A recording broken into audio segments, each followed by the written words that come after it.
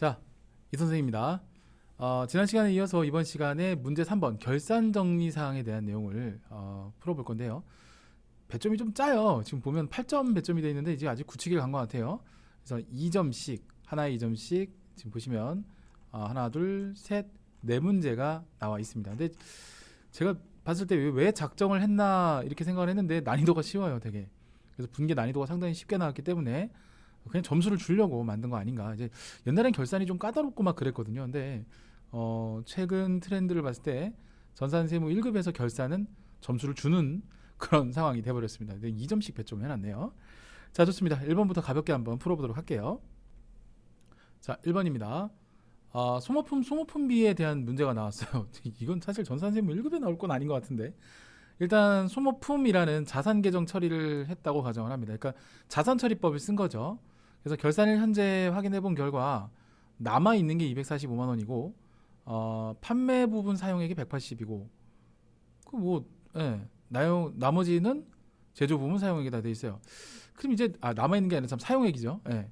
그러면 이게 얼마인지를 조회해 보는 문제도 아니에요. 가만히 보면. 왜냐면 처음에 소모품이라는 자산으로 처리를 했고 그죠? 얼마인지는 모르겠지만 근데 이제 사용액이란 얘기는 소모품 B를 썼다는 얘기잖아요. 그러면 처음에는 이제 소모품으로다가 처음에 구입한 걸로 이렇게 처리했다가 뭐 현금으로 줬다고 하고 이렇게 자산으로 처리를 했다가 안 쓴 것만큼을 쓴 것만큼을 처리해야 되기 때문에 대변에 소모품이 썼다는 거예요.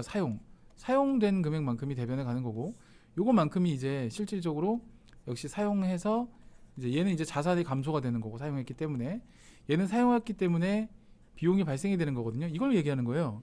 그게 되게 쉽게 나왔어요. 그래서 판매 부분은 180만 원, 판매비와 관리비.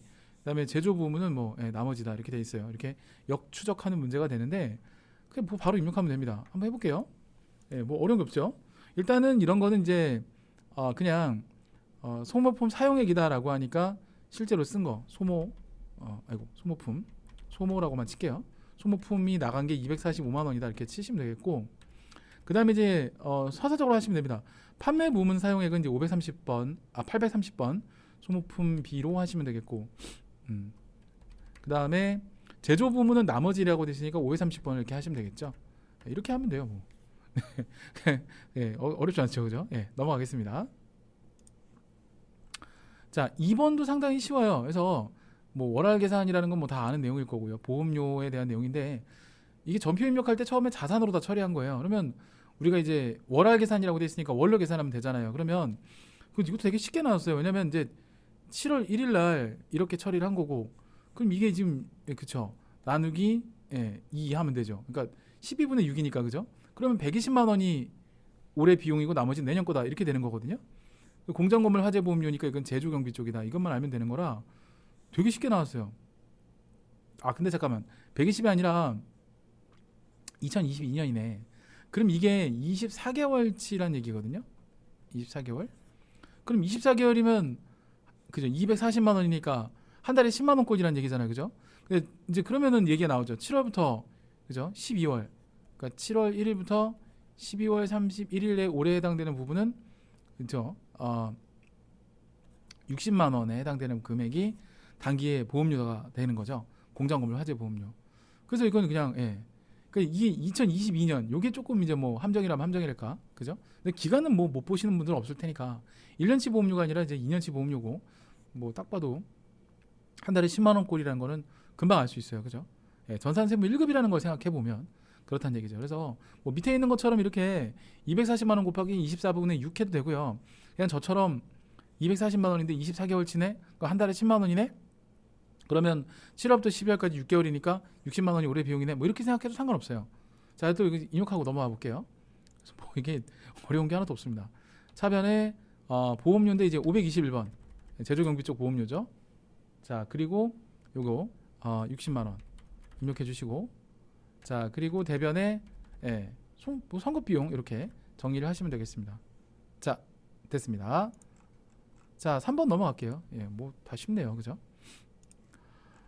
자, 3번을 보시면요. 이제 이것도 이제 장기 차입금 내역이라고 나오면 이제 유동성 대체 문제예요, 사실은. 그래서 좀 내용을 보시면 이것도 뭐 하나 꼬투리 잡을 게 없어요. 진짜 2점짜리예요. 딱 봐도. 그러니까 저희 뭐 전산세무 2급 정도 수준 내지는 전산회계 1급 정도 수준이죠. 자, 절세은행하고 구리은행인데 이제 거래처는 걸어 주셔야 돼요. 차입금이기 때문에. 5천만 원, 뭐 1억 원 이렇게 남아 있는데 지금 이제 2020년 12월 31일이라는 걸 생각하면은 간단하죠. 이게 4월 30일이니까 그죠? 얘는 아직 만기가 1년 이내에 이제 도래하는 거니까 그죠? 얘는 아직 만기가 좀 더 있고 그러니까 얘는 유동성 대체를 할 필요가 없고요. 그죠? 얘만 하면 되는 거니까 이 5천만 원을 그쵸? 아래에 나와 있는 대로 유동성 대체를 해주시면 돼요. 절세은행에 대해서만. 상당히 쉽죠. 그죠? 자, 요거 바로 입력을 한번 해볼게요. 전산회계 2급도 종종 이게 나오죠. 되게 쉽게 나왔어요. 차변의 단기 차입금, 그 다음에 절세은행, 금액은 5천만 원. 그리고 대변에 이제 유동이라고 치시면 이제 바로 하나 나오죠. 그래서 플러스 엔터 쳐서 위아래 거래처 복사해 주시고 이렇게 입력하시면 됩니다. 자, 넘어가겠습니다. 자, 이제 마지막 4번이에요. 이번 시간 이거 4번까지만 하고 원천징수 연말정산도 할까요? 아니다. 딱 4번까지만 하고 끊고 갈게요. 자, 4번입니다. 너무 쉬워요, 이것도. 당사는 기말 현재 장기 투자 목적으로 보유하고 있는 매도 가능 증권. 장기 투자 목적이니까 이제 매도 가능 증권이 검색을 하면 두 개가 나오거든요. 그 위에 거는 유동, 밑에 거는 비유동인데 되게 이제 밑에 게 나오죠. 123번과 178번 중에서 178번으로 하시면 된다는 얘기예요. 이따 보여드리고. 시장성 있는 주식이다. 뭐 좋아요. 다음과 같다. 이게 지분증권이죠. 주식이라고 되어 있으니까. 뭐 어쨌든 뭐 크게 의미 없습니다. 기말 평가에 대한 회계 처리를 하시오. 일단은 여기서 우리가 확인해야 될 부분이 뭐냐면 3,000주이고요. 취득 원가가 15,000원. 근데 이제 2019년도에는 그쵸 14,000원이 된 거고 그 다음에 이제 16,000원이 됐다. 뭐 이런 내용이거든요.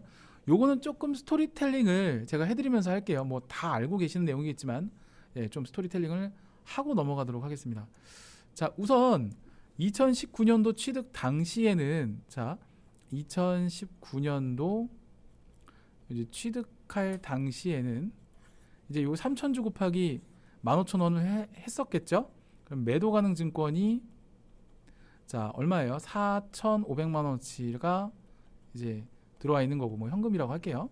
현금 4,500만 원 뭐 이런 식으로 매입을 한 거고 당연히 재무상태표에도 그냥 매도 가능 증권 이렇게 간편하게 쓸게요. 매도 가능 증권은 4,500만 원 뭐 이렇게 스타트가 됩니다.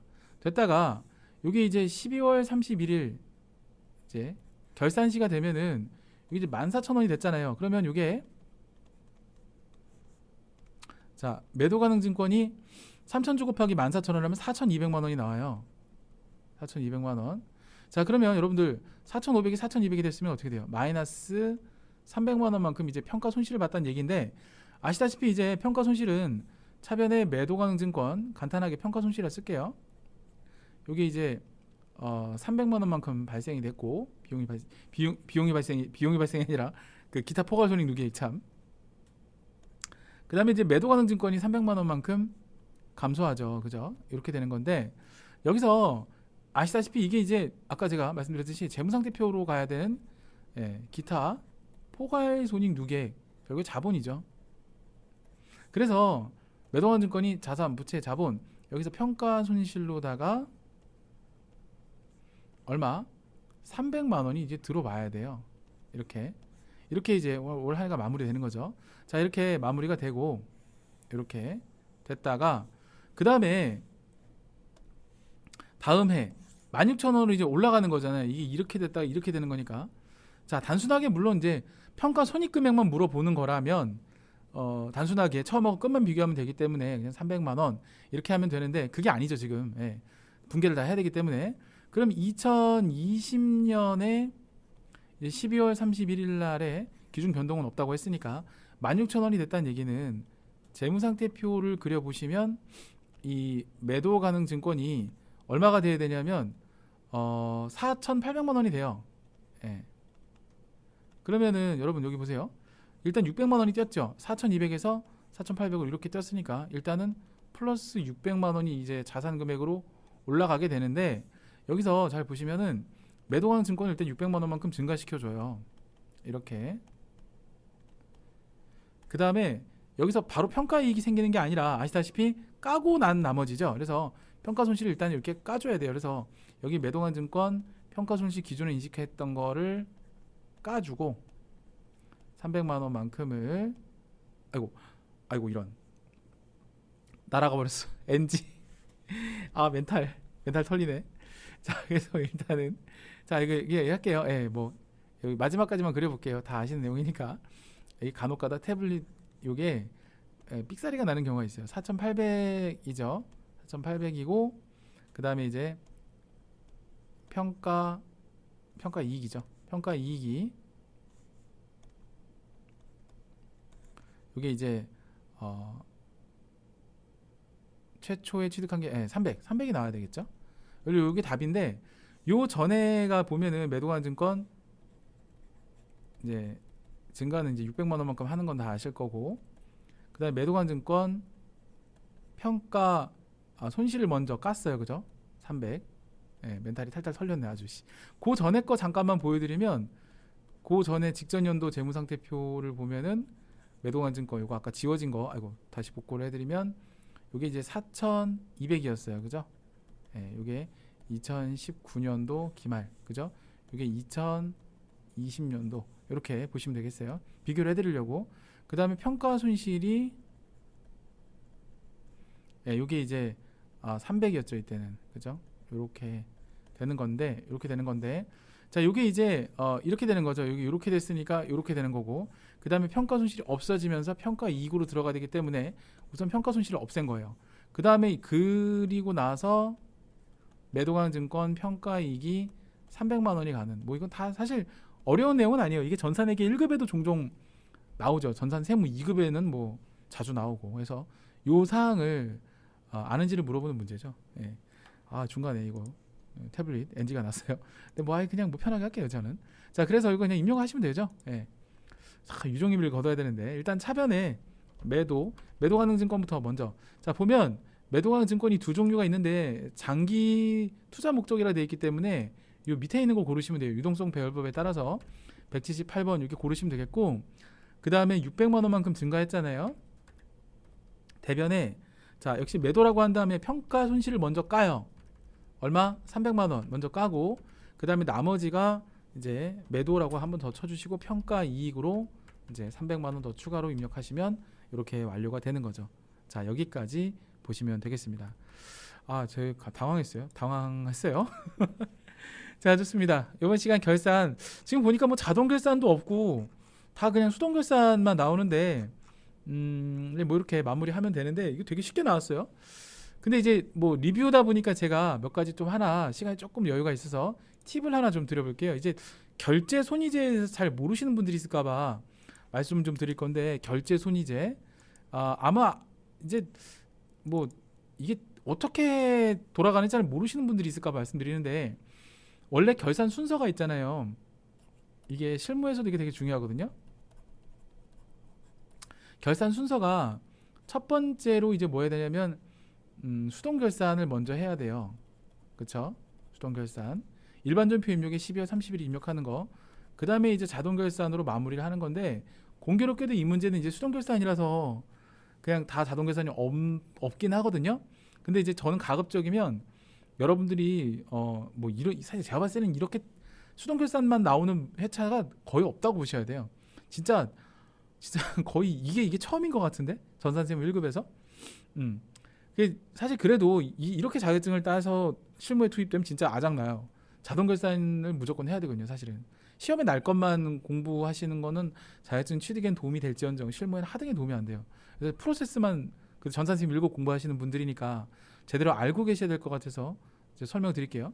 요거 먼저 하고 그 다음에 자동 결산 가는 게 맞는데 이게 순서가 있어요. 순서가 어떤 순서가 되냐면 물론 모든 자동 결산 사항은 수동 결산이 가능합니다.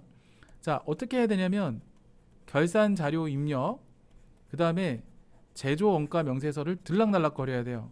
원가를 확정하는 절차거든요. 그 다음에 손익계산서를 들락날락 해요. 그럼 이제 단기 손익이 이제 확정이 돼요. 그 다음에 이익잉여금 처분계산서를 가서 전표 추가를 하고 마지막이 재무상태표에서 결제 손이제 이렇게 가거든요. 근데 여기서 이제 결에서 전표를 추가해 주시는 게 있죠. 그 다음에 이익잉여금 처분계산서에서도 전표를 추가를 해주시는 게 있어요.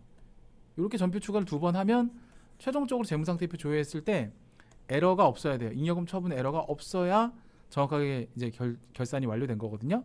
그래서 요거를 전체적으로 시뮬레이션. 그러니까 사실 그리고 이 문제 2회차에서도 제가 알려드린 이 방법을 그냥 한 번 더 하셔도 감점은 안 돼요. 근데 이제 결산의 흐름을 알았으면 하는 차원에서 제가 설명을 좀 드려볼게요. 이게 좀 잘 모르시더라고요. 제가 요즘에 이제 신입 직원들 우리 현장 실습 저희 사무실에 오는 제 제자죠. 이제 애들한테 옛날에 그 손익계정 대체 관련된 집합 손익계정 뭐 이런 걸 얘기를 하면 못 알아듣더라고요. 그래서 말씀을 좀 드려볼게요.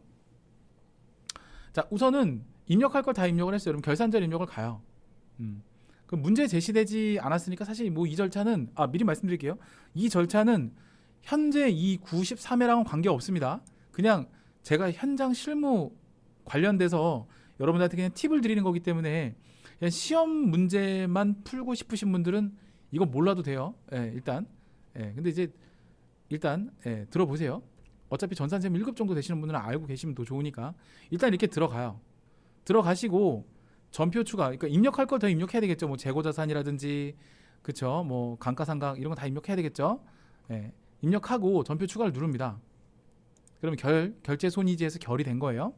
그 다음에 제조원가 명세서를 가요. 이게 제조원가 명세서 그냥 들어갔다가 나오면 돼요. 그냥. 자, 그다음에 이익잉여금 처분계산 손.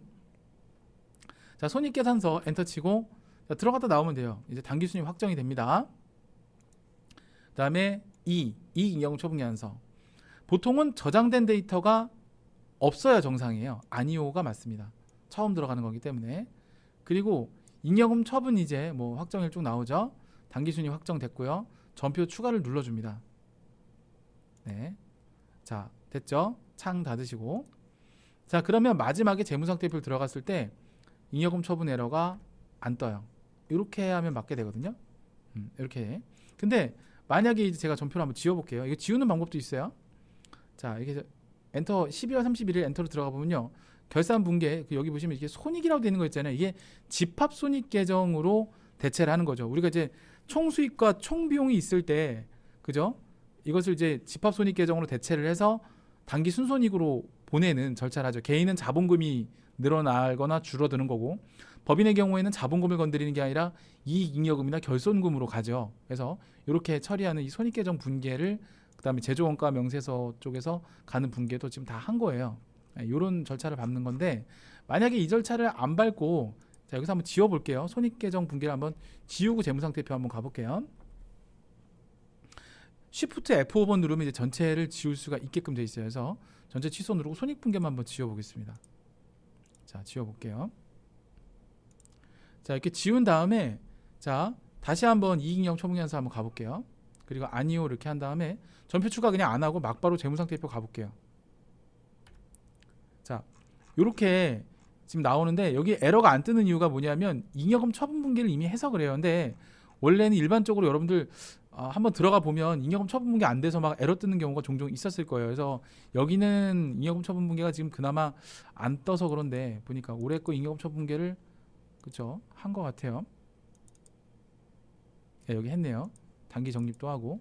이게 이 분계를 대부분 안 하거든요. 여러분 전산회계 1급이나 전산세무 2급에는 안 돼 있어서 간혹가다 재무상태표 조회하면 에러가 뜨는 경우가 있는데, 여기서는 이제 문제를 좀 깔끔하게 잘 맞춘 거예요. 그래서 일단 다시 한번 보여드리면 결산자료 입력에서 입력하고 제까지 갔죠. 그 다음에 손. 자, 그 다음에 아이고 현금으로 가버렸네. 아니요, 처음에 입력하는 거니까. 그 다음에 전표 추가. 여기서도 이제 뭐 사업확장 적립금, 이익준비금이 적립할 게 있으면 적립합니다. 그 다음에 마지막으로 재무상태표 이렇게 갔을 때 잉여금 처분 에러가 없으면 맞게 하신 거예요. 네, 이렇게 확정을 집니다. 이게 재무제표 확정하는 절차거든요. 자, 그래서 이렇게 같이 살펴봤습니다. 자, 이번 시간 뭐 제가 뒷부분은 사실 몰라도 되는 부분이긴 한데, 실무자 그래도 전산세무 1급 따서 회계법인 세무법인에 들어오셔서 본인이 결산이 어떻게 돌아가는지 모르고 오시면 안 되잖아요. 그죠? 그래서 여러분들이 좀 아셨으면 좋겠어서 또 이 내용은 우리 세무사회 가보시면 NCS 교재가 있어요. 거기에도 제가 언급이 된 걸 확인했거든요. 그래서 또 거기서도 볼 수 있으니까 어쨌든 실무에 그만큼 중요하다는 얘기죠. 꼭 한번 자격증 따시고 또는 뭐 자격증을 아직 공부 중이시지만 길게 내가 실무자가 되실 생각으로 만약에 이거 하시는 거면 좀 알아두셨으면 좋겠습니다. 자, 좋습니다. 이번 시간 여기까지 하는 걸로 하고요. 다음 시간에는 문제 4번 원천징수부터 이어서 가도록 하겠습니다. 다음 시간에 뵐게요.